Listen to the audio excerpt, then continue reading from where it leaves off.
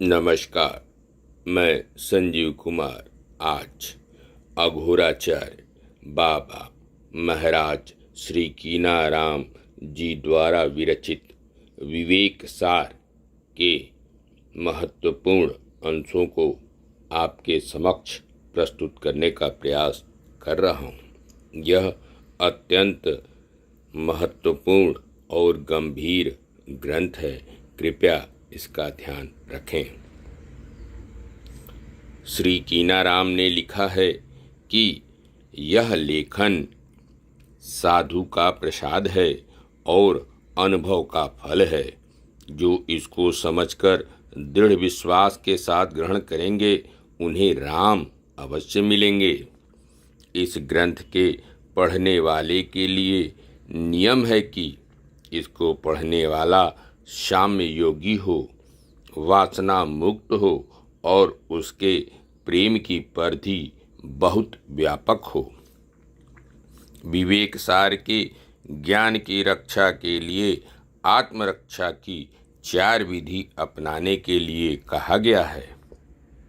ये हैं दया, विवेक, विचार और सत्संग। दया का अर्थ पर दुख का तरता है और सत्संग का अर्थ बुरे संग से बचना ही है। विवेक प्राप्ति के लिए धैर्य, संतोष, अमानी और क्षोभ रहित होना है। साथ ही क्षमाशील होना और सांसारिक आशा न रखना है। श्री कीनाराम का जन्म संवत 1656 विक्रमी चंदौली जिले के रामगढ़ ग्राम में हुआ था। इनके प्रथम गुरु गाजीपुर के रामानुजी संप्रदाय के अनुयायी महात्मा शिवराम जी थे। गिरनार पर्वत पर भगवान दत्तात्रेय के दर्शन और सत्संग का ही परिणाम यह विवेक सार है। महाराज श्री कीनाराम ग्रंथ के अंत में लिखते हैं कि यह संसार असार अति 5 भूत को वारी, ताते यह अवधूत मत विरंच्यो स्वमति विचारी। जब पूर्ण ज्ञान की प्राप्ति हो जाती है तो संसार के सभी पदार्थों में भेद बुद्धि का विनाश हो जाता है। इस अवस्था को जो प्राप्त कर लेता है वही अवधूत या घोरी कहलाता है। भगवान दत्तात्रेय ने बाबा कीनाराम को समझाया कि आत्मरत होने से शुद्ध ज्ञान की उपलब्धि होती है और तत्पश्चात संसार के समस्त पदार्थों में समत्व बुद्धि उत्पन्न होती है, जिससे अभेद का अनुभव होने से साधक अघोर पद की प्राप्ति करता है। अघोर दर्शन का मूल मान्यता है कि 5 तत्वों एवं 3 गुणों से निर्मित जो यह सृष्टि है उसका अज्ञान मूलक संबंध ही जीव के दुख का कारण है। विषय वासना जीवते तारे टरे न कोय, कामादिक अतिशय प्रबल क्यों करी सुख रति होए। अर्थात आत्मा की अनात्म विषयों में तत्परता ही जीव के दुखों के मूल में है। अतएव आत्मा एवं अनात्म विषयों को पूर्ण रूप से जानना प्रथम कर्तव्य है।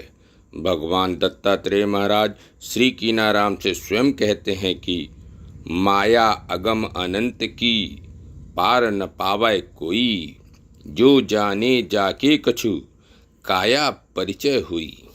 अर्थात शारीरिक तत्वों के ज्ञान से ही माया अर्थात अनात्म तत्व का पूर्ण ज्ञान हो सकता है। जो ब्रह्मांड सो पिंडमह सकल पदार्थ जानी, त्रिधा शरीर भेद लय कारण कारज जानी। समस्त विश्व ब्रह्मांड में जो हो रहा है वह सब का सब इस मानव शरीर में स्थित है।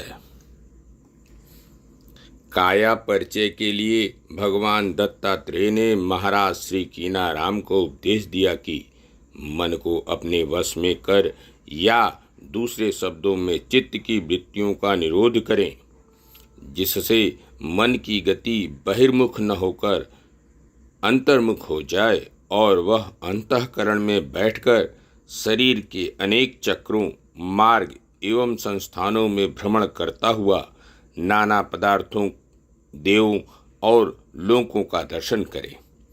चित्त की वृत्तियों के निरोध या मन को अंतर्मुखी करने हेतु भगवान दत्तात्रेय ने 2 प्रकार से बताया। प्रथम तो ताते राम संहारी गहु, दूसरा उपाय बताया है कि पवन संग मन शब्द ले, प्राण ब्रह्म अरुहंस, शून्य काल जीव मिली रहे, निरंजन ताहि प्रसंग। प्रथम तो आत्मा राम अथवा प्रणव ओम का जप निरंतर करें। श्वास जो प्राणों का वाहन है उसमें शब्द विलीन हो जाता है, अर्थात उसमें सहज रूप से जो शब्द अपने आप उत्पन्न हो रहा है उसी को ध्यान के स्रोत से सुनते हुए शून्य में प्रवेश करके निरंजन हो जाना चाहिए। उस समय श्वास, प्राण अथवा शब्द सब तिरोहित हो जाते हैं और केवल शुद्ध चैतन्य आत्मा शेष बचता है। अघोर दर्शन के अनुसार प्राण एवं श्वास का अन्योन्याश्रय संबंध है, किंतु साधारणतया जीव में यह वियोग की दशा में रहता है। भगवान दत्तात्रेय ने महाराज श्री कीनाराम को उपदेश दिया कि पवन श्वास यह बड़ो संयोगा, सो तो सब दिन रहे वियोगा। इसलिए नाम जप इस प्रकार करना चाहिए कि श्वास की गति धीमी होती जाए, जिससे प्राण स्थिर होने लगे।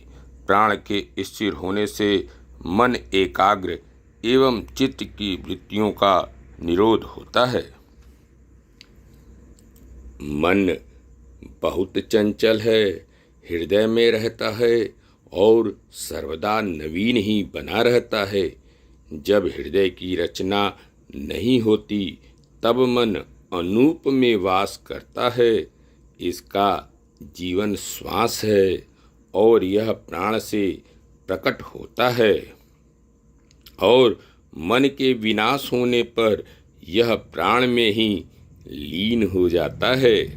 शब्द, जब सृष्टि प्रारंभ होती है तब शब्द की उत्पत्ति होती है, जिसको समझ जाने से संसार का बंधन शिथिल हो जाता है। शब्द का स्थान अनाहत या हृदय चक्र में है। इसका जो अनुभव प्राप्त कर लेता है वह अपने स्वरूप को पहचानने लगता है। शब्द का मूल स्वरूप ओंकार है और इससे प्राण की प्रतिष्ठा होती है। इसी से अनेक तत्व उत्पन्न होते हैं। हंस जीव की उस अवस्था का नाम है जिसका विनाश नहीं होता। इस अवस्था में सुख दुख का भास नहीं होता।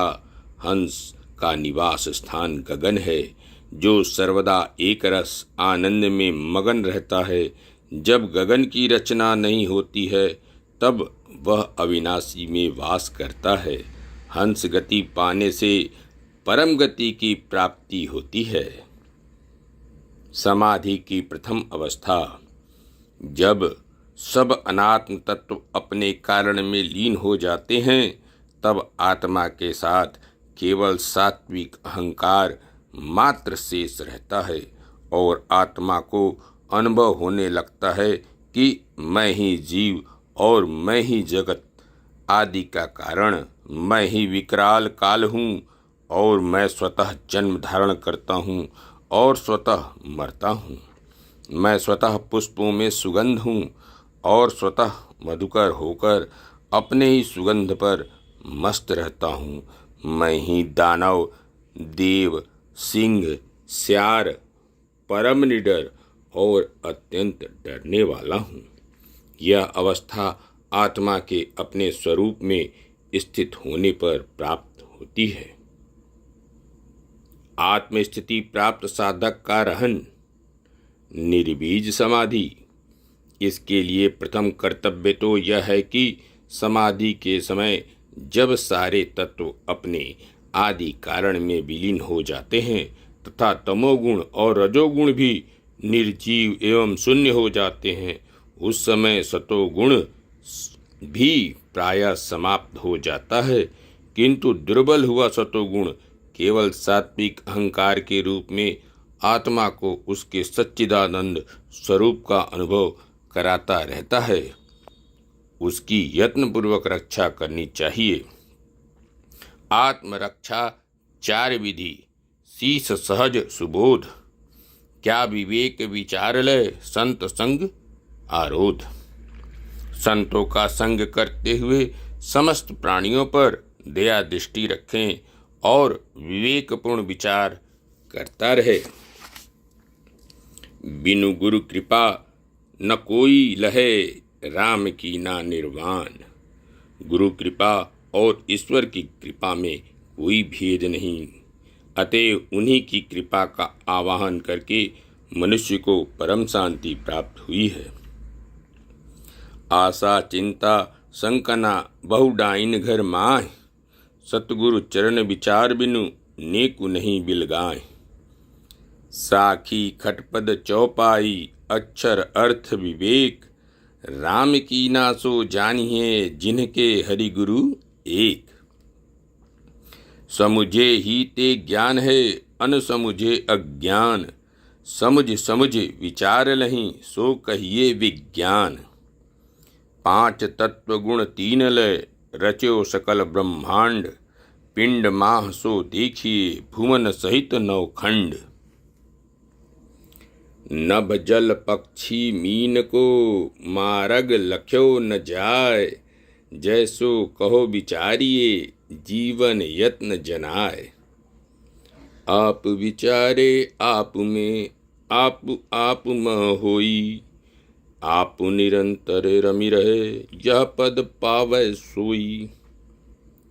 ओम रोम सोहम सहम नीति विज्ञान मंत्र। स्वाति जल सत गुरु वचन, थल विशेष गुण हुई, राम की नागज कुंभ मणि नाग शीस विष हुई। राम नाम सब कोई कहे, राम ही लखे न कोय, राम की ना जो राम हित, रूठी करे का कोय। धन्यवाद, नमस्कार।